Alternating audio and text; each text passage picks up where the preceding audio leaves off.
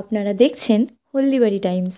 আরজি করের নরকীয় ঘটনার প্রতিবাদে ও দোষীদের কঠোরতম শাস্তির দাবিতে প্রতিবাদ মিছিল হলদিবাড়িতে।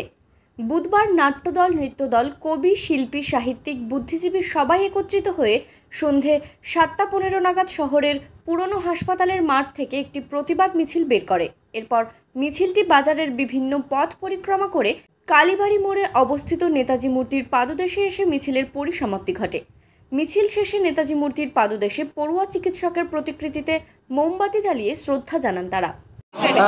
আজকে মূলত উদ্যোগ হচ্ছে হলদিবাড়ির যারা শিল্পীরা রয়েছেন, নাট্যদল, নৃত্যদল, কবি, সাহিত্যিক, তাদের বুদ্ধিজীবী, এদের সকলের উদ্যোগে আজকের এই প্রতিবাদ। সবাই জানি গোটা দেশ, গোটা পৃথিবী উত্তাল এই নিয়ে যে আরজি করের যে নৃশংস হত্যাকাণ্ড হয়েছে তার প্রতিবাদ স্বরূপ আমরা আজকে হলদিবাড়ির এই কর্মসূচির উদ্যোগ নিয়েছি।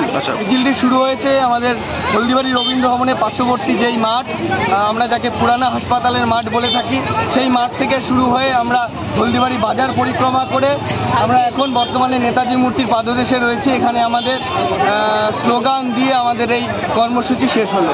এখানে আমাদের তিলোত্তমার উদ্দেশ্যে আমরা যে শ্রদ্ধা সেটা জানিয়েছি।